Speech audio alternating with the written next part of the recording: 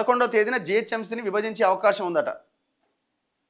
జిహెచ్ఎంసీని 3 భాగాలుగా డివైడ్ చేస్తారట. మొత్తం ఔటర్ రింగ్ రోడ్ లోపల ఉన్న ఇప్పుడున్న 150 డివిజన్లకు ఇంకొక 150ని మొత్తం యాడ్ చేసి మహానగరంగా ఏదో వేసిరు కదా, ఇప్పుడు దాన్ని 3 పార్ట్స్ కింద డివైడ్ చేసి 3 కార్పొరేషన్లుగా డివైడ్ చేస్తారనమాట.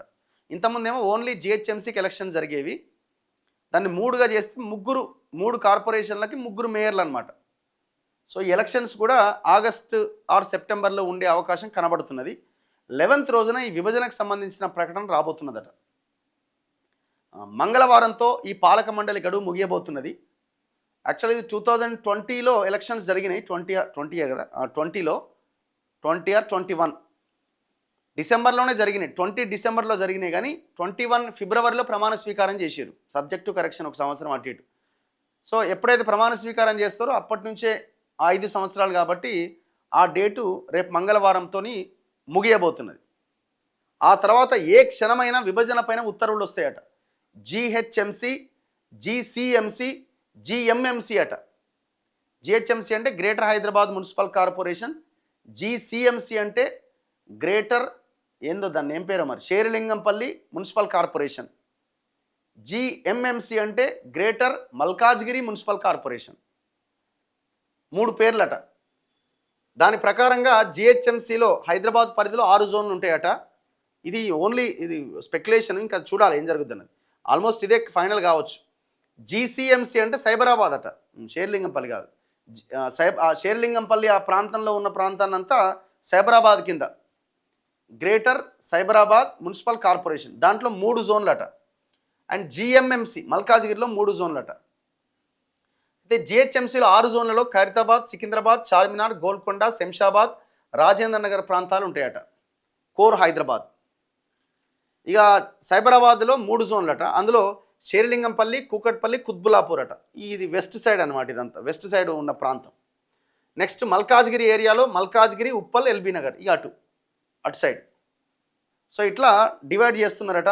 300 కార్పొరేషన్స్ని 3 పార్ట్స్ 100 చేస్తారో మరి ఎట్లా చేస్తారో చూడాలి. ఇగో సమీప మున్సిపాలిటీల విలీనంతో దేశంలోనే అతిపెద్ద మున్సిపల్ కార్పొరేషన్గా అవతరించిన గ్రేటర్ హైదరాబాద్ మున్సిపల్ కార్పొరేషన్ను ఒకటిగానే ఉంచుతారా, 3 ముక్కలు చేస్తారా అన్నది 1-2 రోజుల్లో తేలబోతున్నది. 2053 చదరపు కిలోమీటర్ల విస్తీర్ణంలో ఉన్న జిహెచ్ఎంసీని 12 జోన్లు, 60 సర్కిళ్లు, 300 వార్డులుగా విభజించారు. దీన్ని పరిపాలనా సౌలభ్యం కోసం 3 కార్పొరేషన్లుగా విభజించారు. ఇప్పటికే ఇందుకు సంబంధించిన మ్యాపింగ్ పూర్తయింది. ఇందుకు అనుగుణంగానే సైబరాబాద్ పరిధిలోని 3 జోన్లకు సృజన 3 జోన్లకి సృజన అనే ఒక ఐఏఎస్ ఆఫీసర్ని, మల్కాజ్గిరికి 3 జోన్లు ఉంటే దానికి వినయ్ కృష్ణారెడ్డిని ప్రత్యేక అదనపు కమిషనర్గా నియమించారు. ఇప్పటికే జిహెచ్ఎంసీ ప్రస్తుత పాలక మండలి గడువు మంగళవారంతో ముగుస్తుంది, అంటే రేపటితోనే ముగుస్తున్నది. పాలక మండలి ఉన్న సమయంలో విభజిస్తే సాంకేతిక, చట్టపరమైన ఇబ్బందులు వచ్చే అవకాశం ఉంటుంది. అందుకే 10వ తేదీ తర్వాత విభజన పైన అధికారికంగా నిర్ణయం తీసుకుంటారట. ఎప్పుడది? 11వ తారీఖు. భారీ కార్పొరేషన్, భారీ జనాభా. తెలంగాణ కోర్ అర్బన్ రీజియన్ పరిధిలో 7 కార్పొరేషన్లు, 20 మున్సిపాలిటీలు విలీనం చేస్తూ గత ఏడాది డిసెంబర్ 3వ తేదీన ప్రభుత్వం మెగా జిహెచ్ఎంసీ ఏర్పాటు చేసింది. ఇందులో దాదాపుగా 1,34,00,000 జనాభాకు మెరుగైన పౌర సేవలు అందించేందుకు కార్పొరేషన్ను డివైడ్ చేయాలి అని భావిస్తున్నారు. ఇందులో భాగంగా మొత్తం ఏరియాను పునర్వ్యవస్థీకరించారు. కొంచెం వాటర్ తీసుకురా, హాట్ వాటర్. ఈ క్రమంలో వార్డులు, సర్కిళ్లు, జోన్ల సరిహద్దులు మారినాయి. 150 డివిజన్లున్న పూర్వ జిహెచ్ఎంసీ పరిధిలో ప్రస్తుతం 248 డివిజన్లు ఏర్పాటైనవి. జనసాంద్రత తక్కువగా ఉన్న విలీన మున్సిపాలిటీలను 52 డివిజన్లుగా విభజించారు. కోర్ ఏరియాతో పాటు పాత బస్తీ, శంషాబాద్ వైపు ఉన్న ప్రాంతాలను 6 జోన్లతో ఏర్పాటు చేసే కార్పొరేషన్కు జిహెచ్ఎంసీ పేరే ఉంటుందని చెబుతున్నారు. ఇక్కడ 68 లక్షల వరకు జనాభా ఉంటుందట. ఇక వెస్ట్, పశ్చిమం వైపు 3 జోన్లు సైబరాబాద్, తూర్పు వైపు 3 జోన్లు అది మల్కాజ్గిరి. ఇట్లా సైబరాబాద్లో 35 లక్షలు, మల్కాజ్గిరిలో 31 లక్షల జనాభా ఉండే అవకాశం ఉందట.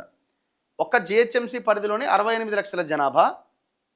ఇటు సైబరాబాద్, షేర్లింగంపల్లి, కూకట్పల్లి అండ్ కుత్బుల్లాపూర్ 3 జోన్ల పరిధిలో 35 లక్షల జనాభా. మల్కాజ్గిరి, ఉప్పల్, మల్కాజ్గిరి అండ్ ఎల్బీ నగర్ ఈ జిఎంఎంసీలో 31 లక్షల జనాభా ఇట్లా ఉండేలాగా చూసుకొని డివైడ్ చేయబోతున్నారట.